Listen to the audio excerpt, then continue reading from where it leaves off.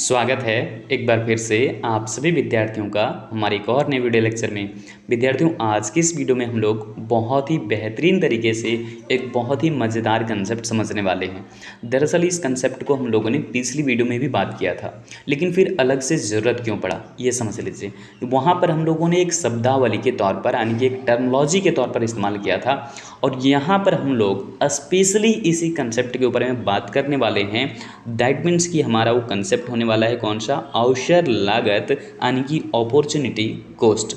तो अवसर लागत या फिर अपॉर्चुनिटी कॉस्ट के वैसे तो और भी बहुत सारे नाम हैं जिसकी चर्चा हम इसी वीडियो में करने वाले हैं।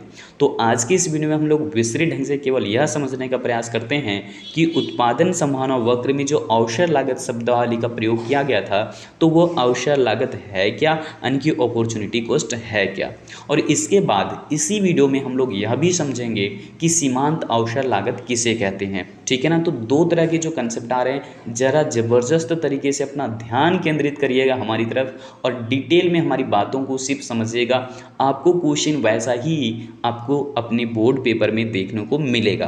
तो यहाँ पर चलिए हम लोग शुरुआत करते हैं, ये समझने की कोशिश करते हैं कि अवसर लागत होता क्या है और या फिर अपॉर्चुनिटी कॉस्ट कहते हैं किसको हैं। एक माइंड सेट कर लीजिए ज़रा। हम लोग एक हमेशा से वर्ड सुनते आ रहे हैं, एक हमेशा से सेंटेंस सुनते आ रहे हैं कि कुछ पाने के लिए भाई कुछ खोना पड़ता है। तो यही बात है ना कि कुछ पाने के लिए कुछ खोना पड़ता है। इसका मतलब क्या है कि हम बिना खोए किसी चीज़ को नहीं पा सकते क्या? भाई पा सकते हैं, लेकिन जब अर्थव्यवस्था में रिसोर्सेज की मात्रा लिमिटेड है ना, तो आपको फिर कुछ ना कुछ तो त्यागना पड़ेगा, तभी जाकर के दूसरी चीज़ों को पा सकते हैं। इसका मतलब क्या है, ध्यान दीजिए। हमने जब पिछले कंसेप्ट पे बात किया था उत्पादन संभावना वक्र के बारे में, उम्मीद है आपने उस वीडियो लेक्चर को अच्छे से देख लिया होगा, समझ भी लिया होगा कंसेप्ट को, लेकिन हम आपको एक बार रिकॉल करवा दें जरूर, ताकि इस कंसेप्ट को हम लोग एग्जामिनेशन तक क्या, अगले आने वाले 50 और 100 सालों तक भी हम लोग इस कंसेप्ट को ना भूलें। इस बात को ध्यान में रखते हुए हम लोग एक बार पुनः से जाते हैं उन्हीं सारी मान्यताओं के ऊपर जहाँ पर हम लोगों ने चर्चा किया था उत्पादन संभावना वक्र के लिए, और वही सारी मान्यताओं को लेकर के आज हम लोग जो है वो अवसर लागत की विचारधारा को समझने का प्रयास करेंगे। तो यहाँ पर देखिएगा उत्पादन संभावना वक्र की कौन कौन सी मान्यताएं हैं, यानी कि प्रोडक्शन पॉसिबिलिटी कर्व या फिर पीपीसी का जो है कौन कौन सा एजम्पशंस लिया गया है, उन एजम्पशंस पर जरा सा फोकस करिएगा, जरा सा। यहाँ पर पहली एजम्पशंस ली गई है क्या, कि अर्थव्यवस्था में संसाधनों की मात्रा निश्चित है। दैट मीन्स हम कह सकते हैं the quantity of resources in the economy is fixed. देश में या फिर अर्थव्यवस्था के अंदर संसाधनों की जो मात्रा है वो क्या है, निश्चित है। तो पहली मान्यता ये है, देश में जितने भी संसाधन क्या है वो निश्चित मात्रा में उपलब्ध है, यानी कि संसाधनों में किसी तरह का कोई परिवर्तन नहीं किया जा सकता है। दूसरी बात, जबरदस्त वाली बात है कि संसाधनों को हम एक वस्तु के उत्पादन से हटा करके दूसरी वस्तु के उत्पादन में प्रयोग कर सकते हैं। दैट मीन्स कि resources can be diverted from the production of one commodity and used in the production of another commodity, यानी कि जब भी हम चाहें तो संसाधन को एक वस्तु के उत्पादन से हटा करके हम उन्हीं संसाधनों को दूसरी वस्तु के उत्पादन में प्रयोग कर सकते हैं। दैट मीन्स कि रिसोर्सेज या फिर जो हमारे संसाधन हैं वो गतिशील हैं, ठीक है, ट्रांसफरेबल हैं। एक जगह से हटा करके हम दूसरी जगह पर जो है उसका प्रयोग कर सकते हैं। तो यहाँ पर देखिए तीसरा एजम्पशन क्या है, और बहुत बड़ी एजम्पशन है ये, क्या माना गया है कि अर्थव्यवस्था में भले ही करोड़ों वस्तुएं हैं, लेकिन ये मान लिया गया है कि संसाधनों की दी गई मात्रा से केवल देश में 2 ही वस्तुओं का उत्पादन किया जा सकता है, यानी कि 2 goods can be produced from a given amount of resources. क्योंकि रिसोर्सेज का अमाउंट तो चेंज होना नहीं है, तो उन दिए हुए संसाधनों से मान लिया गया है कि देश में केवल 2 ही वस्तुओं का उत्पादन किया जा सकता है।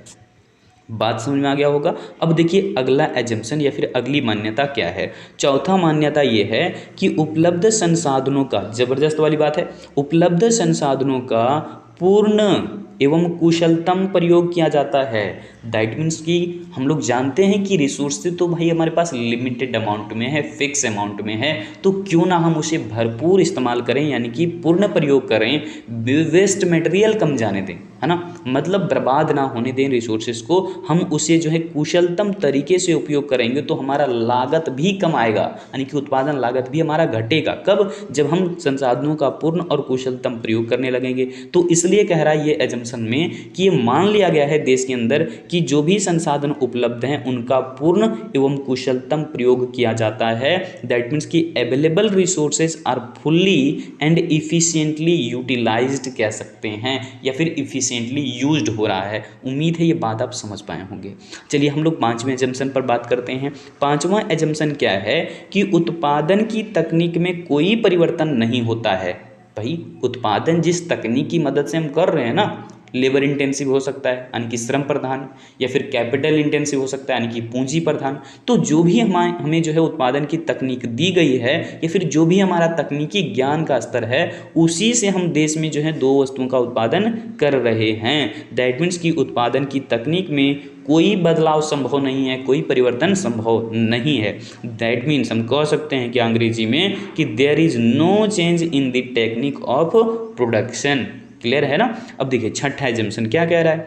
कह रहा है क्या उत्पादन संभावना जो वक्र है ना, उसमें एक सबसे बड़ी एजम्पशन ये ली गई है कि उपलब्ध संसाधन सभी वस्तुओं के उत्पादन में समान रूप से कुशल नहीं है। क्या कमाल की बात कर रहे हैं। ऐसा होता है ना, बिल्कुल। क्या होता है भाई, जैसे देखिए हम इकोनॉमिक्स के लिए एक्सपर्ट हैं भाई, है ना। तो हम इकोनॉमिक्स के कंसेप्ट को बेहतरीन तरीके से बता सकते हैं, लेकिन मुझे फिजिक्स तो नहीं आती उतनी अच्छे से। बता तो सकते हैं फिजिक्स, लेकिन उतनी अच्छी से नहीं आती। तो क्या करेंगे हम, उत्पादन क्या उसमें अच्छा हम दे सकते हैं? क्या आउटपुट हम आपको अच्छा दे सकते हैं? बिल्कुल भी नहीं ना। हम इकोनॉमिक्स में एक्सपर्ट हैं, तो इकोनॉमिक्स को हम सोए हुए खेलते हुए हर जगह आपको बेहतरीन तरीके से बता सकते हैं। लेकिन हम चाहे तो मोटी मोटी किताबें क्यों ना पढ़ लें, लेकिन फिजिक्स को हम आपको बेहतरीन तरीके से नहीं समझा पाएंगे, क्योंकि हमारा उसमें कुशलता है ही नहीं। हम उतनी नॉलेज उसमें रखते ही नहीं है। हमारा नॉलेज, हमारा एक्सपीरियंस किस में है? इकोनॉमिक्स में है। इसी ढंग से हम यहाँ पर भी कह रहे हैं कि जो हमारे पास संसाधन है ना, वो सभी वस्तुओं के उत्पादन में समान रूप से कुशल नहीं है, समान रूप से माहिर नहीं है। यानी कि available resources are not equally efficient. क्या बोल रहा है? Are not equally efficient in producing all goods. जैसे हमने कहा, हम तो सर्विस प्रोवाइड करते हैं भाई, टीचिंग सर्विस हम दे रहे हैं, है ना, बच्चों को पढ़ा रहे हैं। तो हम जो है इकोनॉमिक्स को पढ़ाते हैं ना, इकोनॉमिक्स को पढ़ाते हैं, लेकिन हमें जो है कोई ऐसा सब्जेक्ट दे दिया जाए जिसका मुझे ज्ञान है ही नहीं ज़्यादा, है ना, या फिर आधा अधूरा ज्ञान है, तो वही होगा, अध जल गगरी छल कर जाए। तो यहाँ पर मुझे वैसा तो नहीं करना है ना। तो इसलिए हम क्या कह रहे हैं कि देश में जो संसाधन हैं वो सभी वस्तुओं के उत्पादन में समान रूप से कुशल नहीं है। हम एक्सपर्ट तो जरूर हैं, लेकिन इकोनॉमिक्स में, फिजिक्स में नहीं। तो इसलिए हम कहेंगे कि हमारी कुशलता ज़्यादा इकोनॉमिक्स में है, तो हम वहाँ पर ज़्यादा अच्छा आउटपुट दे सकते हैं। उम्मीद है ये बात आप समझ पाए होंगे कि ये 6 एजम्पशंस कौन कौन से था। अब इन्हीं सारे मान्यताओं के आधार पर हम लोग बात करेंगे उत्पादन संभावना वक्र के ही एक बेहतरीन कंसेप्ट, जिसका नाम है क्या? अवसर लागत का सिद्धांत, जो कि दिया था किसने भाई? जर्मनी के एक अर्थशास्त्री थे, नाम उनका था D.L. ग्रीन, जिसकी चर्चा हम आगे जरूर कर देंगे। अब देखिए अवसर लागत आपको समझ में आ जाएगा। एक बात को ध्यान रखिएगा, यहाँ से जो है ना आपको क्वेश्चन अवसर लागत से किस किस टाइप से पूछा जा सकता है, इस बात पर थोड़ा सा गौर करिएगा। यहाँ पर आपको 1 अंक का भी सवाल पूछा जा सकता है, यानी कि MCQ भी। आपसे जो है 2-2 अंक के भी सवाल पूछे जा सकते हैं, और आपसे जो है 3-3 अंक का भी सवाल पूछा जा सकता है। तो क्यों ना इसे हम 3 अंक के सवाल की तरह हल करें, ताकि हमारा हर एक प्रश्न जो है पकड़ में आ जाए, कोई भी प्रश्न एग्जाम में ना छूटे। तो देखिए थोड़ा सा धैर्य रखिएगा हमारे पास। यहाँ पर हम काम करेंगे एकक के ऊपर में जरा बेहतरीन तरीके से। हमने डेफिनेशन लिखा है बड़ा कमाल का, और छोटा सा डेफिनेशन हम हमेशा लिखते हैं। क्या हमने किया है, ध्यान दीजिएगा। बोला है कि किसी एक वस्तु के उत्पादन के लिए हमें तो अर्थव्यवस्था के अंदर 2 वस्तुओं का उत्पादन करना है, लेकिन अर्थव्यवस्था में क्या बोल रहा है? किसी एक वस्तु के उत्पादन के लिए दूसरी वस्तु के उत्पादन मात्रा का त्याग करना पड़ता है। क्यों? क्योंकि हमारे पास रिसोर्सेज जो हैं लिमिटेड है ना। तो अगर हमने किसी एक वस्तु का उत्पादन जो है किया, तो हम यहाँ पर आने की सारे रिसोर्स लगा देंगे, तो फिर हम दूसरी वस्तु का उत्पादन बिल्कुल भी नहीं कर पाएंगे। बात समझ में आ गया होगा। तो यहाँ पर कहने का मतलब क्या है कि किसी एक वस्तु के उत्पादन के लिए दूसरी वस्तु की उत्पादन मात्रा का त्याग करना पड़ता है। तो त्याग की वह मात्रा यानी कि जो हमने उत्पादन त्याग दिया, तो त्याग की वह मात्रा अवसर लागत कहलाती है। अर्थात हम ये कह सकते हैं कि जिसका हमने उत्पादन पहली बार सोचा था और जिसका हम कर भी रहे थे मान लीजिए, तो हमने क्या किया, उसका मात्रा त्याग दिया। क्यों? क्योंकि हमें किसी अन्य वस्तु का भी उत्पादन करना है। जैसे लॉकडाउन के टाइम में क्या हुआ, हमें देश के अंदर में 2 तरह की वस्तुओं का उत्पादन करने की आवश्यकता पड़ गई। एक तो मास्क और दूसरा सैनिटाइज़र। दोनों ही चीज़ें चाहिए, लेकिन सोचिए कि देश का अगर सारे संसाधन, सारे लेबर, सारे जो भी हमारी पूंजी है वो अगर सिर्फ मास्क के प्रोडक्शन में लगा दिया जाए, मान करके चलिए, तो उस समय क्या हम सैनिटाइज़र का प्रोडक्शन कर पाएंगे? कहेंगे सर बिल्कुल भी नहीं, क्योंकि संसाधन तो सब आपने उधर लगा दिया। यही कंसेप्ट यहाँ पर कह रहा है। इसे हम जरा एक बार जो है पहले एग्जाम्पल लेकर के टेबल में समझते हैं यहाँ पर, उसके बाद हम आपको एक लाइन बाय लाइन हमने एग्जाम्पल लिया, इसको पहले समझ लेते हैं। बड़ा गजब तरीके से हमने किया है इसको। क्या लिखा है कि एक किसान है, अब उस किसान के पास 2 अपॉर्चुनिटी है, 2 अलग अलग तरह के मौके हैं। क्या मौका है भाई कि या तो वो अपनी ज़मीन पर 100 टन जो है वो चावल का उत्पादन कर ले, या फिर अगर चावल का उत्पादन वो नहीं करना चाहता तो फिर 120 क्विंटल गेहूं उपज कर सकता है। पॉसिबिलिटी क्या क्या है कि अगर वो अपनी ज़मीन पर, अपने खेत पर फसल लगाएगा चावल का, धान का नहीं की, तो चावल का मैक्सिमम प्रोडक्शन कितना हो सकता है, 100 टन। लेकिन अगर 100 टन वो उस पर जो उपज नहीं लेना चाहता, तो वो मैक्सिमम जो है वो गेहूं का प्रोडक्शन कितना कर पाएगा, 120 क्विंटल।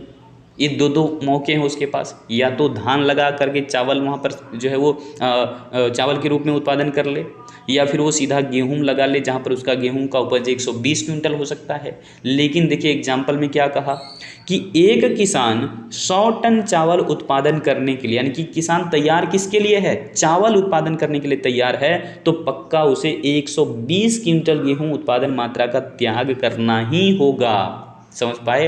तो त्याग की यही दर जो है ना, या फिर त्याग की यह जो मात्रा है ना 120 क्विंटल, ये तो त्याग दिया। अब 120 क्विंटल उपज तो गेहूं का करना नहीं है। क्यों? क्योंकि उस ज़मीन पर उसने जो है वो गेहूं को ना लगा करके चावल को लगा दिया, जहां पर चावल का उसका मैक्सिमम प्रोडक्शन 100 टन हो सकता है। तो 100 टन चावल उत्पादन करने के लिए किसान ने क्या किया, 120 क्विंटल गेहूं उत्पादन मात्रा का त्याग कर दिया। तो यही जो है वो 100 टन चावल उत्पादन करने के लिए अवसर लागत हो जाएगा। यानी कि अवसर लागत क्या हुआ, 120 क्विंटल गेहूं, क्योंकि यही तो त्याग कर रहा था। तो जो त्याग किया जाता है वही होता है अवसर लागत। उम्मीद है आपको ये बात समझ में आ गया होगा। इसे हम अंग्रेजी में भी पढ़ लेते हैं। क्या कह रहे हैं कि a farmer sacrifices the production of 120 quintals of wheat, 120 quintal उपज का किसान जो है वो त्याग कर दिया, गेहूं का त्याग कर दिया 120 क्विंटल। क्यों भाई? To produce 100 tons of rice, 100 ton चावल उत्पादन करने के लिए 120 क्विंटल गेहूं जो है उत्पादन मात्रा का त्याग कर दिया है। Therefore the amount of wheat forgone, कितना तो 120 क्विंटल गेहूं जो है वो सेक्रीफाइस कर रहा है यहाँ पर किसान, फार्मर, है कि नहीं? तो इस प्रकार से कह सकते हैं would be the opportunity cost for producing 100 tons of rice, यानी कि 100 टन चावल उत्पादन करने के लिए किसान 120 क्विंटल गेहूं उपज मात्रा का त्याग कर दिया। तो त्याग की यह जो मात्रा है 120 क्विंटल, यही 120 क्विंटल हो जाएगा अवसर लागत। चलिए समझ में आ गया होगा।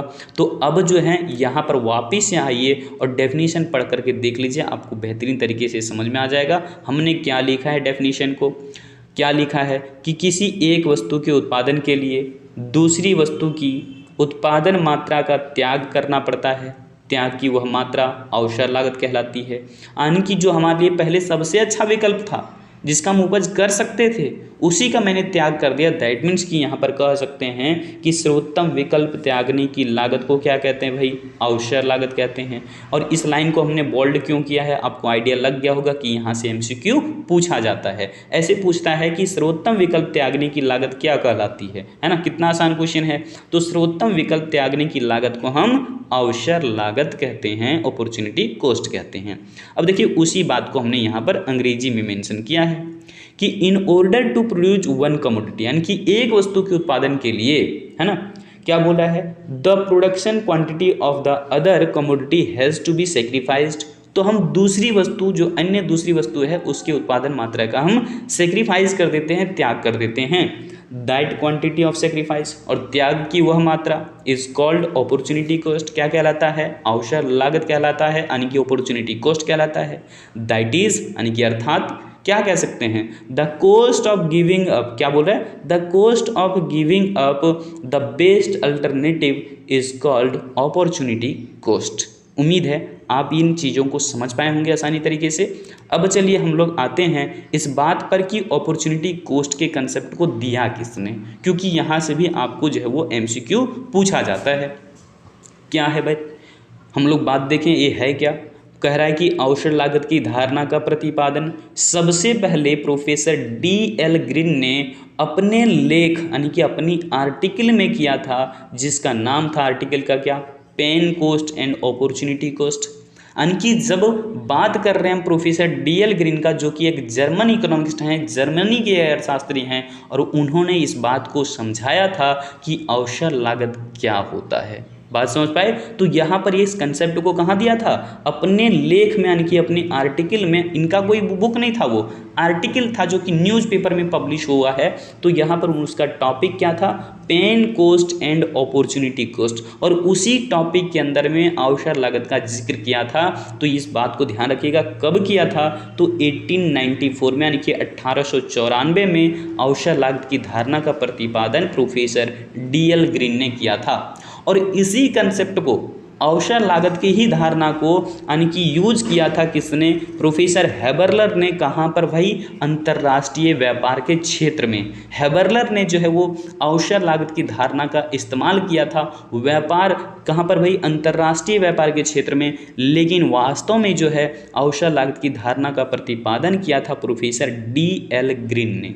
उम्मीद है इन चीज़ों को आप समझ पाए हैं। अब यहाँ पर हम अंग्रेजी में भी पढ़ लेते हैं। कह रहा है क्या, the concept of opportunity cost, यानी कि अवसर लागत की धारणा, was the first introduced by, किसने सबसे पहले चीज़ बताया, बोला कि professor DL Green in his article pain cost and opportunity cost. ये था आर्टिकल का नाम, pain cost and plain cost. और इसी आर्टिकल में जो है वो अपॉर्चुनिटी कॉस्ट के कंसेप्ट को दिया था प्रोफेसर DL ग्रीन ने। कब दिया था, इन 1894 यानी कि 1894 में दिया था। लेटर नहीं है लेटर नहीं है, लेटर है, यानी कि बाद में। तो बाद में हुआ क्या, using the concept of opportunity cost, यानी कि अपॉर्चुनिटी कंसेप्ट को यूज किया गया किसके द्वारा, प्रोफेसर हेबरलर के द्वारा। कहाँ पर, in the field of international trade, यानी कि अंतर्राष्ट्रीय व्यापार के क्षेत्र में हेबरलर ने जो है वो अवसर लागत की धारणा का, या फिर कह सकते हैं अपॉर्चुनिटी कॉस्ट को यूज किया था। उम्मीद है ये सारे कंसेप्ट आप समझ पाए। एक जरा सा आपके लिए क्वेश्चन बच चुका है, उस पर हम चलिए चर्चा कर लेते हैं। यहाँ पर वो कंसेप्ट क्या है, ध्यान दीजिएगा। हमने जैसे कहा कि अवसर लागत के भी कई सारे नाम हैं। जैसे एक व्यक्ति का बहुत सारा अन्य नाम होता है ना, स्कूल में कुछ और नाम से एडमिशन हुआ है, लेकिन घर वाले किसी और नाम से बुलाते हैं, है ना, गोलू, सोनू, मोनू, टोनू, है ना। तो यहाँ पर इस प्रकार से कह लीजिए कि अवसर लागत के भी अन्य कई सारे नाम हैं। तो नाम इसके जो है कर्म के हिसाब से पड़ा है। कई सारे लोग जो है ना, जैसे स्टूडेंट्स होते हैं, क्लास में हरकत अलग अलग तरीके से करने लगते हैं, तो उनकी हरकतों के आधार पर उसके नाम रख दिए जाते हैं, है ना। तो यहाँ पर हम लोग समझ लें कि अवसर लागत है क्या। कह रहा है कि अवसर लागत का वैकल्पिक नाम, यानी कि alternative name of opportunity cost. ठीक है, पहली चीज अवसर लागत को क्या कहा गया है, हस्तांतरण लागत, यानी कि ट्रांसफर कॉस्ट। दूसरा नाम क्या है, हस्तांतरण आय।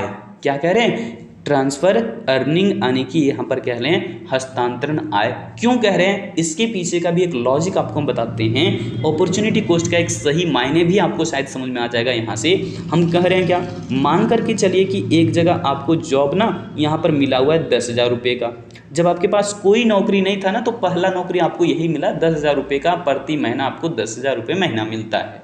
लेकिन एक जगह और भी आपको जो है मौका क्या मिल रहा है, काम वही करना है, ठीक है। लेकिन यहाँ पर मिला क्या मौका भाई, कि आप जो है वो उतना ही समय दे करके जो है वो 15,000 की नौकरी जो है पा सकते हैं।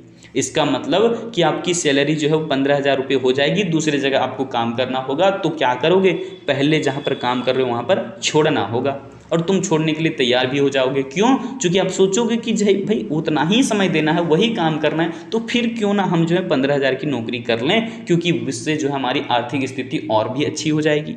तो इसलिए हम लोग क्या करते हैं कि जो हमारे सबसे अच्छा विकल्प था, पहले जो सबसे अच्छा विकल्प था वो तो यही था ना, क्योंकि हमारे पास उस समय नौकरी थी नहीं, तो हमने सबसे अच्छा विकल्प को ही पहले क्या किया, ठुकरा दिया, क्योंकि इसके बाद भी हमें जो है एक अच्छा मौका मिल चुका है। बात समझ पाए? यानी कि नए अच्छे अवसर के लिए हमने पुराने अच्छे अवसर को ठुकरा दिया। ठीक, बात समझ में आया? तो इसलिए हम इसे कह सकते हैं हस्तांतरण आय, क्योंकि हमारी इनकम पहले कितनी हो रही थी, इनकम हो रही थी हमें 10,000 रुपये प्रति महीना। अब हमारा इनकम ट्रांसफ़र होकर के 15,000 रुपये हो गया है, वहीं काम पर नहीं, दूसरे जगह पर काम करना पड़ रहा है, तब जाकर के हमारा इनकम 10,000 से 15,000 हो गया। इसका मतलब हमारा इनकम पहले कितना था, 10,000, और बाद में कितना हो गया, 15,000। इसका मतलब हमारी इनकम ट्रांसफ़र हो गई। तो इसलिए इसे हम कहते हैं क्या, हस्तांतरण आय, क्योंकि हमने 15,000 की नौकरी पाने के लिए 10,000 की नौकरी छोड़ दिया, यानी कि सेक्रीफाइस कर दिया, फिर त्याग कर दिया। तो त्याग की मात्रा कितनी है, 10,000। तो 10,000 ही हमारा क्या है, अवसर लागत है, और अवसर क्या है, 15,000। ठीक है, अवसर लागत क्या है, 10,000। समझ में आ चुका है? चलिए, इसलिए यहाँ पर नाम पड़ा है अवसर लागत का क्या, हस्तांतरण आय या फिर ट्रांसफर अर्निंग। एक और नाम क्या है, वैकल्पिक लागत। वैकल्पिक लागत भी नाम इसका क्यों पड़ा है, जरा ध्यान दीजिएगा। आप कह सकते हैं कि एक जगह सर मुझे 10,000 की नौकरी मिल रही है, ठीक है, और एक दूसरी जगह पर मुझे जो है वो 11,000 की नौकरी जो है मिल रही है। अब जहाँ पर 10,000 रुपये मिल रहा है ना, वहाँ पर एक कंडीशन समझिए, वहाँ पर एक कंडीशन मान लीजिए कि ये लग जाए कि ये आपके जो है रिलेटिव्स जो हैं, किसी ने स्टार्टअप शुरू किया था तो वहाँ पर आपको काम मिला है, ठीक है, और ये जो है आप कंपनी को जानते तक नहीं हैं, दूर कहीं दूसरी जगह की कंपनी है। आप ऐसी स्थितियों में क्या करते हो, लालचीपन का भी अपना हद होता है, आप वहाँ पर नहीं जाना चाहते हो। स्वाभाविक आदमी हमेशा कोशिश क्या करता है कि हम अपने लोगों के आसपास में काम करें, है ना, अपने क्यों ना हम अपना प्रॉफिट जो है बढ़ाएं, अपने चाहने वालों का या फिर अपने रिलेटिव्स का प्रॉफिट बढ़ाएं, ताकि हमें भी उसका फ़ायदा मिले। तो इसलिए हमें भले ही यहाँ पर 11,000 की नौकरी मिल रही है, लेकिन हम वहाँ पर जाने के लिए तैयार नहीं होते हैं, कुछ कंडीशंस की वजह से, कुछ शर्तों की वजह से। हम ये समझते हैं कि भाई ये तो हमारा अपना था ना, अपना व्यवसाय था, अपने रिलेटिव्स का व्यवसाय था, क्यों ना इसी व्यवसाय को हम आगे बढ़ाएं, है ना, ऐसा भी सोच समझ हो सकता है। तो आप उस समय यहाँ नहीं जाओगे, ठीक है, यानी कि इसको पाने के लिए आपने इसे छोड़ दिया, है ना। अब उल्टा भी कर सकते हैं, आपको कहेंगे जाइए भाड़ में जाए रिलेटिव्स, है ना, हमें तो पैसे से मतलब है, तो उस समय आप क्या करोगे, 11,000 की नौकरी करने के लिए चले जाओगे, किसको छोड़ करके, 10,000 की नौकरी छोड़ करके, है ना। यही है परदेसी जाना नहीं मुझे छोड़ के। चलिए अब हम लोग बढ़ते हैं आगे, और यहाँ पर कंसेप्ट समझते हैं क्या, अवसर लागत का एक और नाम है भाई, क्या, यहाँ पर अवसर लागत का एक और नाम है आर्थिक लागत, यानी कि इकोनॉमिक कोस्ट। कई बार इकोनॉमिक कोस्ट को देखिएगा इकोनॉमिक रेंट लिखा जाता है, तो वो गूगल ट्रांसलेटर की मदद से काम करते हैं, इसलिए उनका रेंट लिखा जाता है वहाँ पर, ठीक है ना। हम लोग जो है वो जेन्युइन जो है ट्रांसलेशन होता है वो करते हैं। तो इसलिए ध्यान रखिएगा कि आर्थिक लागत को हम लोग इकोनॉमिक कोस्ट कह रहे हैं। ये हमारा आर्थिक लागत है क्या, आर्थिक लागत मीन्स अवसर लागत, यानी कि अवसर लागत का ही ये सब सभी जो है वो वैकल्पिक नाम है, अल्टरनेटिव नाम है। क्लियर? चलिए, उम्मीद है समझ में आ गया होगा। अच्छा, आर्थिक लागत क्यों कहते हैं, आर्थिक लागत इसलिए कहते हैं क्योंकि आपने देखा जो कुछ भी हम लोग त्याग कर रहे थे, जो कुछ भी पा रहे थे, वो कहीं ना कहीं धन, संपत्ति या संसाधन से संबंधित था। और मैंने पहली ही वीडियो में आपको बताया था कि अर्थ का मतलब होता है धन या संपत्ति या संसाधन। तो जहाँ भी अर्थ शब्द लगा मिले आपको, इसका मतलब पक्का है वो धन, संपत्ति या संसाधन से संबंधित बात है। तो यहाँ पर भी हम अवसर लागत के रूप में देख रहे हैं कि एक हमारा धन, संपत्ति, संसाधन ही त्याग किया जा रहा है, इसलिए हम इसे आर्थिक लागत भी कह सकते हैं, इकोनॉमिक कोस्ट या फिर इकोनॉमिक रेंट भी कह सकते हैं। उम्मीद है ये कंसेप्ट आप समझ पाएं कि अवसर लागत क्या होती है। अब इसी के बाद एक जबरदस्त सा कंसेप्ट है सीमांत अवसर लागत, यानी कि मार्जिनल अपॉर्चुनिटी कॉस्ट। अब ये है क्या भाई, इसी शब्दावली का प्रत्यक्ष रूप से हम लोग यूज कर रहे थे उत्पादन संभावना वक्र में। प्रत्यक्ष रूप से यही कंसेप्ट था, जो कि एक चीज़ ध्यान रखिएगा कि सीमांत अवसर लागत ही जो है वो उत्पादन संभावना वक्र के ढाल को बताती है। उत्पादन संभावना वक्र का जो ढाल होता है वो कौन बताता है, तो सीमांत अवसर लागत बताता है। क्लियर ना। तो यहाँ पर ये ध्यान से समझिएगा है क्या।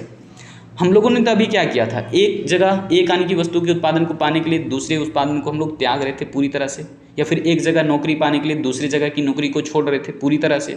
लेकिन अब ऐसा नहीं है, इसमें कंसेप्ट थोड़ा सा अलग हो गया। क्या अलग है, ध्यान से सुनिए।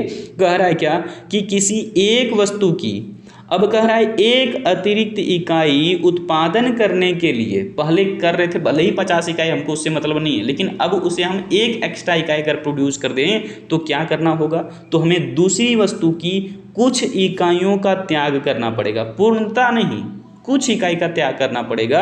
एक अतिरिक्त इकाई जो है, एक वस्तु का हम ज़्यादा लेना चाहते हैं तो दूसरी वस्तु की हमें कुछ इकाइयों की जो है मात्रा यानी कि त्यागना होगा, कुछ त्यागना होगा, पूरा का पूरा नहीं। तो त्याग की वही दर सीमांत अवसर लागत कहलाती है।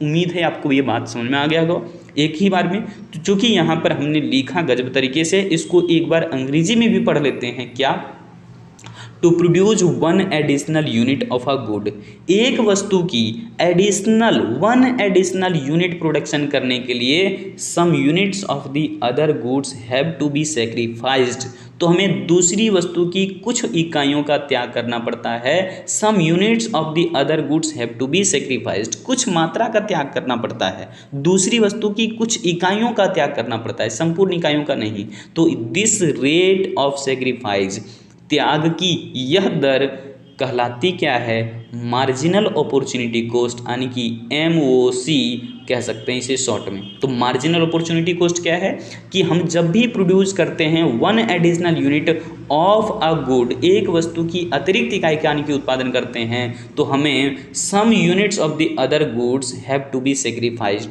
तो हमें दूसरी वस्तु की या फिर एक अन्य वस्तु की कुछ इकाइयों का त्याग करना पड़ता है, और त्याग की यही दर जो है वो मार्जिनल अपॉर्चुनिटी कॉस्ट कहलाती है। बात तो आपको समझ में आ चुका होगा। अब इसी को थोड़ा सा बेहतरीन तरीके से अपने दिमाग में हमेशा के लिए रख दीजिएगा। किस तरीके से मैंने लिया है, टेबल और डायग्राम से इसे हम समझते हैं। हमने जो है यहाँ पर मेंशन कर लिया है एक टेबल और नीचे भी एक डायग्राम। समझिए पॉसिबिलिटी क्या है, हमारे पास तीन अलग अलग अवसर हैं, है ना, ABC। ये तीनों अवसरों को ध्यान दीजिए थोड़ा सा, क्या कह रहे हैं यहाँ पर। मान करके चलिए कि हमारे पास पहला मौका क्या है कि हम X वस्तु की 1 इकाई और Y वस्तु की 20 इकाई उत्पादन कर रहे हैं, हमें किसी तरह से कोई भी सेक्रीफाइस करने की कोई आवश्यकता नहीं पड़ी। लेकिन जैसे ही हम X वस्तु की एक और इकाई बढ़ा करके हम इसे 2 इकाई करना चाहते हैं, बढ़ाया मैंने कितना, तो बढ़ाया मैंने सिर्फ एक, यानी कि वन एडिशनल यूनिट सिर्फ मैंने चेंज किया है। तो केवल एक एक्स्ट्रा यूनिट गुड X का प्रोड्यूस करने के लिए हमें Y कमोडिटी का जो है वो देख सकते हैं 5 यूनिट सेक्रीफाइस करना पड़ गया है। दैट मीन्स हम ऐसे लिख सकते हैं क्या भाई कि X वस्तु की एक एक्स्ट्रा यूनिट प्रोडक्शन करने के लिए Y वस्तु की जो है वो 5 यूनिट सेक्रीफाइस करना पड़ता है। उसी चीज़ को मैंने यहाँ पर मेंशन किया है कि X वस्तु की 1 इकाई उत्पादन करने के लिए Y वस्तु की हम 5 इकाई जो है त्यागने के लिए तैयार हैं। यानी कि त्याग का जो मात्रा है वो पहले लिखाता है और हम क्या प्राप्त कर रहे हैं वो बाद में लिखाता है। क्यों लिखाता है इस पर भी हम डिस्कस करेंगे, अभी हम लोग जानते हैं, उसको बताएंगे ही हम डिटेल तरीके से अच्छे से, ताकि लंबे समय तक आपको याद भी रहे। अब हम ये भी कह दें फिर से अगर हम 2 इकाई तो उत्पादन कर ही रहे थे, लेकिन अब हम क्या चाहते हैं फिर से कि एक अतिरिक्त इकाई जो है बढ़ा लिया जाए X वस्तु का उत्पादन। तो हमें फिर से कह सकते हैं Y वस्तु की कुछ इकाइयों का तो त्याग करना ही पड़ेगा। कितना त्याग रहे हैं इस बार हम, तो 10 इकाई त्याग रहे हैं Y वस्तु की मात्रा। तो इसलिए क्या कहेंगे कि X वस्तु की, है ना, क्या कह रहे हैं जरा ध्यान दीजिएगा, कह रहे हैं क्या कि X वस्तु की एक अतिरिक्त इकाई उत्पादन करने के लिए, है ना, पहले तो 2 कर ही रहे थे, लेकिन अब एक अतिरिक्त इकाई उत्पादन करने के लिए हमें Y वस्तु की जो है वो 10 इकाई कम करना पड़ता है। तो त्याग की ये जो 10 इकाई मात्रा है ना, यही है हमारा सीमांत अवसर लागत, यानी कि MOC, यानी कि मार्जिनल अपॉर्चुनिटी कॉस्ट, या फिर इसी को हम कह सकते हैं marginal rate of transformation. Clear है ना। बात समझ में आ गया होगा। यानी कि हस्तांतरण की सीमांत दर बोलिए या फिर सीमांत अवसर लागत बोलिए, एक ही बात है। यानी कि हम x वस्तु की एक अतिरिक्त इकाई उत्पादन करने के लिए देख रहे हैं केवल एक बढ़ रहा है, तो हम y वस्तु की देख सकते हैं यहाँ पर 5 इकाई का त्याग कर रहे हैं, सॉरी 10 इकाई का त्याग कर रहे हैं, तो वही 10 हमारा सीमांत अवसर लागत होगा। यानी कि आप इस टेबल के जरिए कंसेप्ट को समझ चुके हैं कि सीमांत अवसर लागत क्या होता है, कि किसी भी एक वस्तु का अगर हम एक अतिरिक्त इकाई बढ़ाते हैं तो हमें दूसरी वस्तु की कुछ मात्रा का त्याग करना पड़ता है, और त्याग की वही दर हमारा सीमांत अवसर लागत कहलाता है। उम्मीद है पसंद आया होगा ये कंसेप्ट आपको। अब इसी बात को हम देखते हैं डायग्राम के जरिए और फॉर्मूला के जरिए। ठीक, हमने क्या किया है, एक बात पहले यहाँ पर ध्यान रखिएगा, फॉर्मूला हम पहले बता देते हैं आपको। फॉर्मूला हमने किस प्रकार से मेंशन किया है, मार्जिनल अपॉर्चुनिटी कॉस्ट, जिसको शॉर्ट में हम MOC बोलते हैं, यानी कि मार्जिनल अपॉर्चुनिटी कॉस्ट, तो इसे हम हिंदी में कहते हैं सीमांत अवसर लागत, या फिर एक और नाम दे सकते हैं इसको मार्जिनल रेट ऑफ ट्रांसफॉर्मेशन, यानी कि MRT। ठीक है, शॉर्ट में। तो यहाँ पर ध्यान दीजिएगा, जो हम त्याग की मात्रा लिखेंगे ना वो रहेगा ऊपर में, और जो हम प्राप्त करेंगे जिसकी मात्रा वो रहेगा नीचे में। सर कैसे, कुछ समझ में नहीं आया, अब बताते हैं आपको हम यहाँ से। इस बात को ध्यान रखिए, ये वाला जो डायग्राम दिख रहा है इसको ध्यान रखिए। एक्स अक्ष पर मैंने क्या रखा है, एक्स वस्तु की मात्रा, और वाई अक्ष पर हमने क्या रखा है, वाई वस्तु की मात्रा। तो यहाँ पर देख रहे हैं ये हमारा उत्पादन संभावना वक्र इस यहाँ पर वाई अक्ष को छूते हुए, और यहाँ पर देख रहे हैं एक्स अक्ष को छूते हुए। यहाँ पर ऐसा क्यों होता है भाई, इसलिए ऐसा होता है क्योंकि जो भी हमारे पास गिवन रिसोर्स हैं, जो गिवन टेक्नोलॉजी है, उनका अगर हम भरपूर इस्तेमाल कर लेते हैं और सारे रिसोर्सेस हमने वाई वस्तु के उत्पादन में लगा दिया, तो वाई का मैक्सिमम प्रोडक्शन यहीं तक हो सकता है, यानी कि वाई का ये लिमिटेशन हो गया एक प्रकार से। तो हम इस पॉइंट पर क्या कहेंगे कि मैक्सिमम अमाउंट हो रहा है यहाँ पर गुड वाई का, एंड जीरो अमाउंट हो रहा है प्रोडक्शन एक्स का, क्योंकि सारे रिसोर्स मैंने क्या किया, वाई वस्तु के उत्पादन में झोंक दिया, वाई वस्तु के उत्पादन में लगा दिया, तो उस समय एक्स का उत्पादन घटते घटते यहाँ शून्य हो गया होगा। क्लियर है ना। लेकिन अगर हमने रिसोर्स यहाँ से हटा करके एक्स वस्तु की तरफ मोड़ दिया तो एक्स वस्तु का उत्पादन यहाँ पर हो जाएगा ज़्यादा, यानी कि यहाँ पर मैक्सिमम लिमिटेशन तय हो गया। जहाँ पर आप देख सकते हैं हमने लिखा है maximum amount of good X and zero amount of good Y. समझ पाए होंगे, बात बिल्कुल सही है।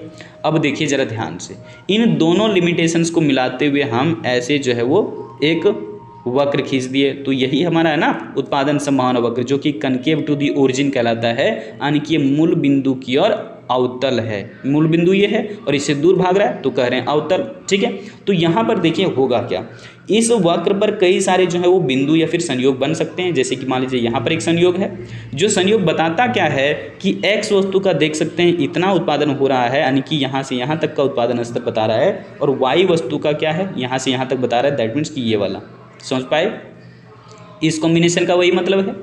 लेकिन अगर हम चाहते हैं कि एक्स वस्तु का उत्पादन ज़्यादा किया जाए, तो देखिए एक्स वस्तु का उत्पादन हमने बढ़ा दिया, देख सकते हैं ओरिजिन से दूर भाग रहा है ना, ये वाला लाइन देख सकते हैं, पहले तो हमारा यहाँ पर था, अब उत्पादन बढ़ रहा है तो यहाँ पर चला गया। लेकिन जैसे ही हमने एक्स वस्तु का उत्पादन बढ़ाया तो हमें वाई वस्तु का उत्पादन कम करना पड़ गया। बात समझ पाए, मतलब एक्स वस्तु की ये वाला देखिए अतिरिक्त इकाई का उत्पादन करने के लिए वाई वस्तु की कुछ मात्रा का त्याग करना पड़ा, और त्याग की यही दर जो है वो सीमांत अवसर लागत कहलाती है। अगर ये आपको याद नहीं रहता है तो आप ऐसे कह सकते हैं कि जिसे हमने त्याग दिया जिसे हमने त्याग दिया यानी कि सेक्रीफाइस कर दिया, वो रहता है ऊपर, यानी कि मरने वालों की जगह कहाँ हो जाती है, ऊपर। बात ध्यान में आ गया होगा। यानी कि जो व्यक्ति किसी दुर्घटनावश या फिर किसी कारणवश उनकी मृत्यु हो जाती है तो वो चले जाते हैं ऊपर, यानी कि जिसे हमने सेक्रीफाइस कर दिया वो चले गए ऊपर, तो वही सेक्रीफाइसिंग वाला अमाउंट लिखाएगा ऊपर, और जिसे आपने गेन किया है, जिसे प्राप्त किया है, वो धरती पर अवतार हो जाता है तो वो आ गया कहाँ, नीचे, है ना। तो इस बात को तो आप भूलोगे ही नहीं, है ना। तो भगवान की प्राप्ति, इसका मतलब बच्चे जब जन्म लेते हैं, हम लोग जब जन्म लेते हैं तो हम लोग कहते हैं कि भाई ईश्वर का या फिर जो भी है, हम लोग नीचे आए, धरती पर आए, इसका मतलब हमारा अवतार हुआ, हमारा जन्म हुआ, अवतार नहीं हमारा जन्म हुआ, तो हम लोग आए नीचे धरती पर। लेकिन जिन लोगों की मृत्यु हो गई वो हम लोग कहते हैं क्या, चले गए ऊपर। तो जिसको हमने सेक्रीफाइस किया वो रहेगा ऊपर, और जिसे हमने गेन किया वो रहेगा नीचे। अब लिखेंगे सर कैसे, ज़रा ध्यान दीजिएगा। यहाँ पर हमने जो है एक एग्जाम्पल इसके लिए जो है लिया है, लेकिन उस एग्जाम्पल को दिखाने से पहले हम आपको एक नॉमरिकल वाला एग्जाम्पल दे देते हैं ताकि आप लंबे समय तक याद रख सकें। यहाँ पर देखिए हमने क्या लिखा है, मान करके चलते हैं कि एक वस्तु है x और x का उत्पादन देखिए यहाँ पर हो रहा है 1 इकाई, अब उसके बाद बढ़ा करके कर देना 2 इकाई। लेकिन जिस समय x का उत्पादन हो रहा है मान लीजिए 1 इकाई, उस समय y का भी उत्पादन तो कुछ ना कुछ हो रहा होगा, मान लेते हैं हो रहा है 20 इकाई, ठीक है। लेकिन हमने x का उत्पादन 1 से बढ़ा करके अब 2 कर दिया, तो x का अमाउंट अगर बढ़ाया है तो पक्का है y का कुछ ना कुछ मात्रा तो कम करना पड़ेगा। सर क्यों? क्योंकि आपने देखा था इसके लिए एजम्पशन यानी कि मान्यता में हमने कहा था कि संसाधन सीमित हैं, संसाधन दुर्लभ हैं, तो उन रिसोर्सेज को हम सिर्फ ट्रांसफ़र कर सकते हैं, एक वस्तु के उत्पादन से हटाकर दूसरी वस्तु के उत्पादन में लगा सकते हैं। तो हमने यहाँ से रिसोर्स को हटा लिया और उसे लगा दिया x वस्तु के उत्पादन में, तो x का उत्पादन 1 इकाई देखिए बढ़ गया। तो 1 इकाई बढ़ा तो जरूर, लेकिन मेरा जो संसाधन था वो तो ट्रांसफ़र हो गया था इधर, इसलिए y वस्तु का उत्पादन घट जाएगा कुछ ना कुछ। तो मान लीजिए कि यहाँ पर हो गया कितना, 15 इकाई। अब हम कहें कि सर बताइए कि मार्जिनल अपॉर्चुनिटी कॉस्ट क्या होगा, तो हम क्या कहेंगे, जरा सा ध्यान दीजिएगा। हमने मात्रा किसका बढ़ाया है, मात्रा हमने बढ़ाया है x का, है ना। पहले हो रहा था 1, अब कर दिए 2, लेकिन घटाया किसका, तो y का। तो इसके लिए हमने जो है कैसे डायग्राम बनाना है सो हम आपको बता देते हैं, फिर हम लोग जो है इसे सॉल्यूशन भी करने वाले हैं। तो हमने यहाँ पर ले लिया इस तरीके से, हम x की तरफ x वस्तु का उत्पादन मात्रा ले रहे हैं और y की तरफ y के उत्पादन मात्रा को ले रहे हैं। क्लियर ना। अब देखिए हमने यहाँ पर क्या किया, कहीं पर भी एक जगह हमने मान लिया कि y का उत्पादन ये रहा 20 इकाई और ये रहा हमारा उस समय x वस्तु का ये देखिए 1 इकाई, यानी कि x वस्तु का 1 इकाई x एक्सिस की तरफ मैंने लिखा है और y वस्तु की तरफ मान लेते हैं 20 इकाई। क्लियर है ना। अब देखिए हमने क्या करना है, हमने क्या करना है कि x वस्तु का उत्पादन तो बढ़ाना है, तो x वस्तु का उत्पादन पहले तो हो रहा था 1, अब हम कर दे रहे हैं मान लीजिए यहाँ पर 2, इसको तो 2 कर दिए, लेकिन y वस्तु का उत्पादन क्या होगा, घट करके ये आ जाएगा 15 पर। बात समझ पाए, यानी कि ये घट गया है ज़्यादा, देख रहे हैं इस पर हमने चौड़ाई इधर ज़्यादा रखा है और इधर देखिए पतला हमने रखा है थोड़ा सा। तो ये देखिए उत्पादन संभावना वक्र क्या होता है, y अक्ष और x अक्ष को छूते हुए निकलता है ना। तो इस ढंग से हम उत्पादन संभावना वक्र बना लेंगे जो बताएगा क्या कि यहाँ पर भी एक संयोग है और यहाँ पर भी एक संयोग है और यहाँ पर भी एक संयोग है। तो हमने क्या देखा कि यहाँ पर हमने देखा कि x वस्तु का उत्पादन जैसे हमने 1 इकाई बढ़ाया तो y वस्तु का उत्पादन जो है वो 5 इकाई कम करना पड़ा। अगर इसे हम जो है वो थोड़ा सा अलग तरीके से काम करने की कोशिश करेंगे तो हम इसे ज़रा हटा लेते हैं, ठीक, इसे हम हटा लेते हैं और आपको हम बताते हैं कि इसको और किस प्रकार से लिखा जा सकता है। देखिए ये तो y है, ये भी y है, तो हम इसे क्या y1 कह सकते हैं, हाँ सर कह सकते हैं। इसको हम y2 कह सकते हैं, बिल्कुल कह सकते हैं। क्या हम इसे x1 कह सकते हैं, बिल्कुल कह सकते हैं, x1 है ना, नाम दे दिया मैंने x1 इसको। क्या हम इसे x2 कह सकते हैं, बिल्कुल कह सकते हैं। बराबर कर लीजिए नहीं होता है तो, ठीक है, बराबर हमने कर लिया, यानी कि x1 बराबर है 1, x2 बराबर है 2, x यहाँ पर y बराबर क्या है, y1 बराबर 20 और y2 बराबर 15। देखिए यहाँ पर होता क्या है, हमने समझा हुआ क्या कि मार्जिनल अपॉर्चुनिटी कॉस्ट या फिर कह सकते हैं मार्जिनल रेट ऑफ ट्रांसफॉर्मेशन, इसको आप MRT भी कह सकते हैं शॉर्ट में, MRT। एक किसके बराबर में होता है, यहाँ पर लिखते हैं delta y by delta x, ठीक ना। अब सर डेल्टा y ही ऊपर में क्यों लिख रहे हैं, x क्यों नहीं लिख सकते, इस पर भी हम आपको रीज़न बताएंगे, थोड़ा सा समय दीजिएगा। यहाँ पर नेगेटिव हम लोग इंडिकेट करेंगे, क्यों, हमने कहा था जिसे हम त्याग करेंगे वो रहेगा ऊपर। इसका मतलब यहाँ पर देख लीजिए त्याग किसका हो रहा है, x का ना, y का, किसका हो रहा है, तो x का नहीं हो रहा है बल्कि y का हो रहा है, यानी कि y का उत्पादन कम हो रहा है ना, तो y का यानी कि त्याग हो रहा है। तो त्यागने जिसकी हम त्याग कर रहे हैं यानी कि y का त्याग कर रहे हैं तो y रहेगा उस समय ऊपर। अगर हम x का त्याग करते तो x रहता ऊपर। आपको बात समझ में आ गया होगा, यानी कि ये जो माइनस है वो सिर्फ इंडिकेट कर रहा है, वो सिर्फ इंडिकेट इस बात को कर रहा है कि हम त्याग y को रहे हैं, किसको त्याग रहे हैं, y को त्याग रहे हैं, और x पॉजिटिव में है क्योंकि x को हम गेन कर रहे हैं, प्राप्त कर रहे हैं। उम्मीद है ये बात समझ पाए। तो यहाँ पर जरा ध्यान दीजिएगा, हमने क्या लिखना है, हमें लिखना है इन दोनों के बीच का डिस्टेंस, यानी कि ये डेल्टा y निकलेगा कैसे सर, तो ये डेल्टा y निकलेगा इन दोनों के बीच के डिफरेंस को ही कहेंगे डेल्टा y, यानी कि यहाँ पर निकाल लीजिए डेल्टा y, और डेल्टा y का मतलब क्या हो जाएगा सर, तो हो जाएगा y2 माइनस क्या y1, कहोगे सर ये तो नेगेटिव में निकल जाएगा, फिर बिल्कुल नेगेटिव में निकलेगा, लेकिन नेगेटिव निकलने का मतलब क्या है कि वो मात्रा कम हो रहा है। ठीक, तो यहाँ पर देख लीजिए y2 कितना है, तो y2 मैंने कहा 15 है, तो इसके जगह पर y2 के सामने पुट कर दीजिए 15। y1 कितना है, तो देख सकते हैं y1 आपका 20 है, तो इसके सामने 20 पुट कर दीजिए। यहाँ पर कितना आ गया, -5, और ये माइनस क्या इंडिकेट कर रहा है कि त्याग हुआ है कितनी इकाई का, 5 इकाई का। क्लियर ना। और x वस्तु की कितनी इकाई गेन किया हमने, तो x के बीच में डिस्टेंस निकालिए, तो क्या निकल जाएगा डेल्टा x, और डेल्टा x बराबर क्या होता है, तो होता है भाई x2 माइनस क्या x1। अब x2 कितना है, देख सकते हैं x2 मतलब 2 है, तो 2 रख दीजिए, और x1 कितना है, तो 1 है, तो इसकी जगह पर 1 रख दीजिए। 2 माइनस 1 का मतलब कितना हुआ, 1, यानी कि ये क्या निकल गया, डेल्टा x। अब देखिए फॉर्मूला जो हमने बताया था उसी पर आपको बैठा देना है, क्योंकि ये आपने क्या निकाला था, डेल्टा वाई, तो इधर ये आपका निकला था डेल्टा वाई, और ये निकल गया आपका क्या, डेल्टा एक्स। और हम लोग जानते हैं मार्जिनल अपॉर्चुनिटी कॉस्ट का फॉर्मूला क्या होता है, MOC इक्वल टू, हम बोल सकते हैं MRT के बराबर होता है ये, MRT। ठीक है, अगर आप नहीं लिखना चाहते यहाँ पर तो नहीं भी लिख सकते हैं, लेकिन फॉर्मूला हमने क्या लिखा था, माइनस में डेल्टा वाई डिवाइडेड बाय क्या, यहाँ पर डेल्टा एक्स। क्लियर ना। अब देखिए माइनस में डेल्टा वाई, माइनस में डेल्टा वाई का मतलब कितना है, -5 है ना, तो यहाँ पर पुट करिए केवल 5। ठीक, समझ पाए, केवल 5 पुट करेंगे, क्योंकि माइनस इंडिकेट कर रहा था कि त्याग हो रहा है, तो यहाँ पर माइनस हम लोग नहीं दिखाएंगे। हालांकि ये देखिए क्या है, यहाँ पर है क्या, +1 है ना, तो केवल 1 पुट कर दीजिए, यानी कि 5:1। आप चाहेंगे इसको तो कैसे लिख सकते हैं कि 5 इकाई y वस्तु का त्याग हो रहा है और x वस्तु का गेन हो रहा है 1 इकाई। समझ पाए, तो इस ढंग से हम लोग चाहें तो इसे लिख सकते हैं। उम्मीद है आप इस कंसेप्ट को पूरी तरीके से समझ पाए हैं। कोई भी अगर दिक्कत है तो आप हमें जो है लाइव सेशन में ज़रूर बता दीजिएगा कि किस कंसेप्ट में आपको दिक्कत हो रहा है, ताकि हम उस पर जो है डिटेल में एक अलग सी वीडियो लेक्चर तैयार कर पाएँ, और हो सके तो इंस्टेंट आपको हम जवाब भी दे सकें लाइव सेशन में ही। ठीक है, तो मिलते हैं फिर से हम अगली वीडियो कंटेंट के साथ, अच्छे विचारों के साथ।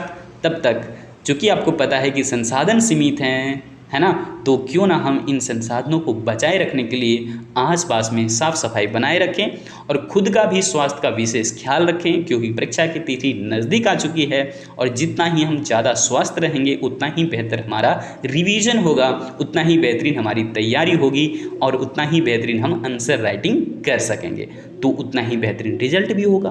तो हम लोग फाइनली बात करना है किस पर भाई, रिजल्ट के ऊपर में, लेकिन काम किस पर करना है, रिवीजन के ऊपर में, रिवीजन रिवीजन रिवीजन।